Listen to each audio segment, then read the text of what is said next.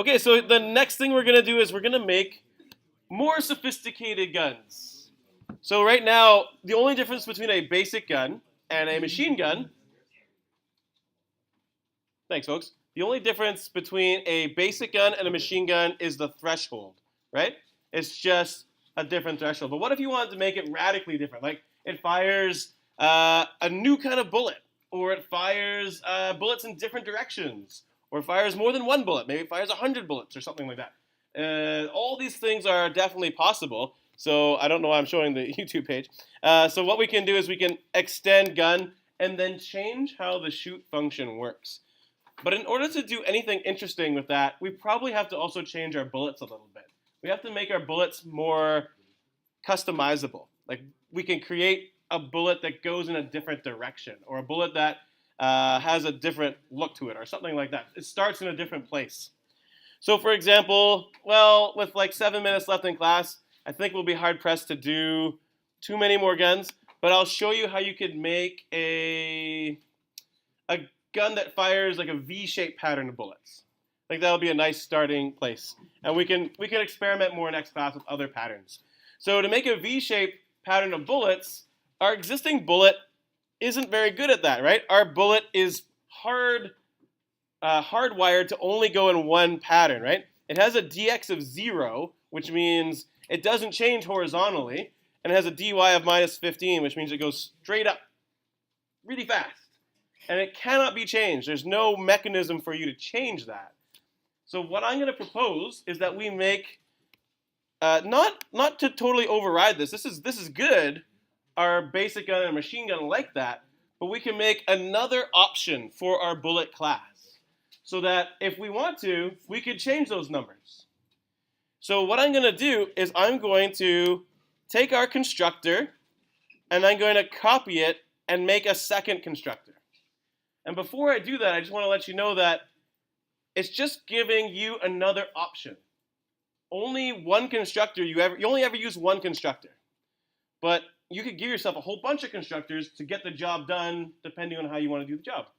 So I'm going to copy this, I think. Yeah. I lost the ability to cut and paste, which was crippling. And notice that it doesn't like it very much, right? I got 2 bullet. It's like, what's going on here? It says duplicate method. Oh my gosh, something bad is happening. So you can't just have 2 constructors that look exactly the same, but you can have 2 constructors where one takes no parameters and then one that takes some parameters. And actually you can have a whole variety of different parameter type of things. So for example, if I wanted to make bullets that could go off in a V pattern, I could make parameters for taking in a different kind of direction, or a different dx and dy. So I'm going to add into the second constructor that I just copied and pasted.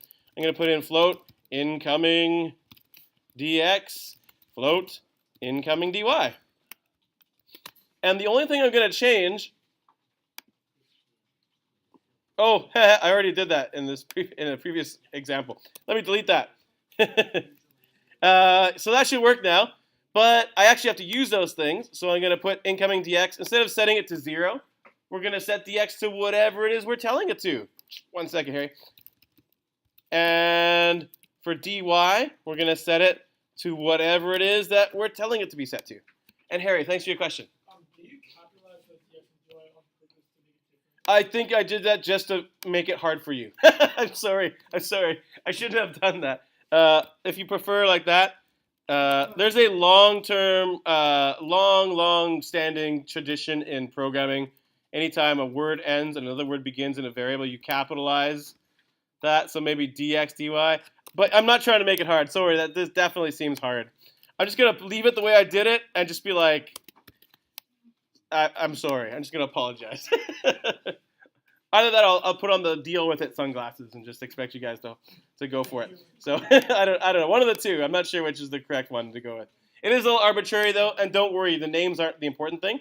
The important thing now is that like this hasn't changed. All my bullets will still work, right? All my old guns, they use this bullet constructor. But now I can make a new gun that makes use of my new constructor. So let me go over to make a new gun. I'll go to I don't know. Gun. I'll just make a new tab. I don't care. I don't care if I can't see my tabs. It's going to be called vegan. There's some kind of joke about no animal products that's going to just come out of me in no time. But right now, it's just going to be class vegan. The groans were great. I appreciate the groans. Extends gun. And I guess I should well, whatever. I'm not going to go into the capitalization. So what do I do? Same kind of stuff. I'm going to say vegan is my constructor. And I'm going to say, threshold. What's a good threshold for this? We'll say 10. Man, this is going to fire so fast. I could spell threshold correctly, I suppose. Cooldown will be 0, like it is. It starts uncharged. Now, to make this work, what you can do is write a new shoot function. So I can say void shoot. And in AP Computer Science, you're going to call this polymorphism and have a big fancy word for it. But if there's a V-gun that's actually shooting, it'll use this shoot function instead of the abstract guns shoot function. It overrides it.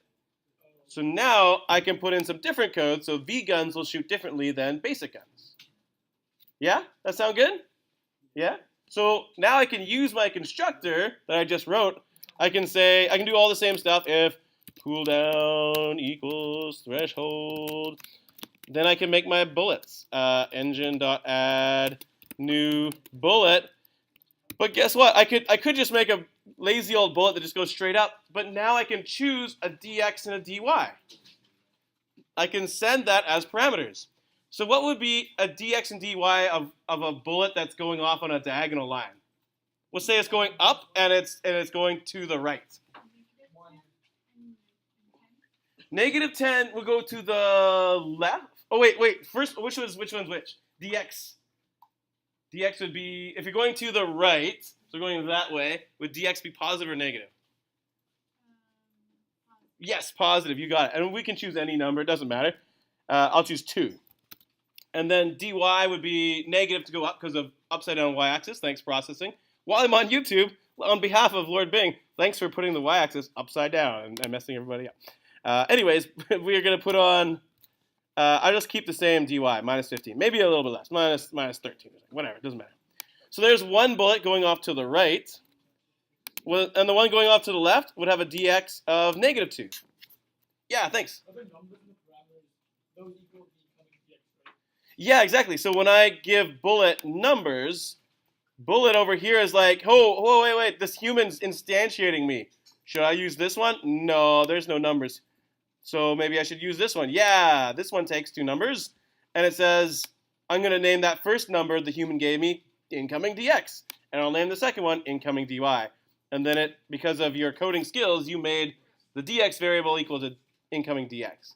So it's just like the middleman between the two things. So anyways, back to, we're not quite done with that V-gun, whatever it was called. Is it the very final tab? Yeah. Don't forget, the last thing we have to do is set cooldown to 0 so that it then can recharge again. So now we have it so that we make bullets that go off on like slightly different angles.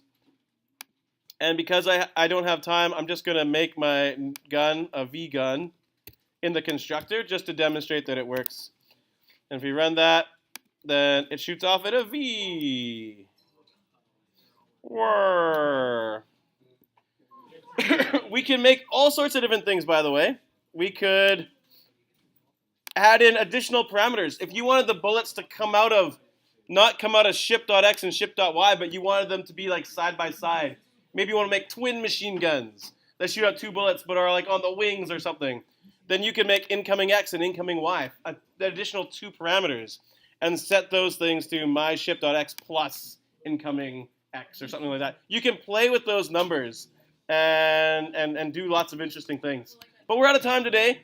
Next class, we'll make the Death Blossom. I know we didn't get a chance to do it today, but we'll make the Death Blossom shoot in circles. I actually prefer the Death Blossom when we make it 360. But have yourselves a great day, folks. Pew, pew, pew. It's great. Mr. Pelletier? Yes. Thank How do you. like set a cooldown to that? Like if you want to say like ability or something like that, if you like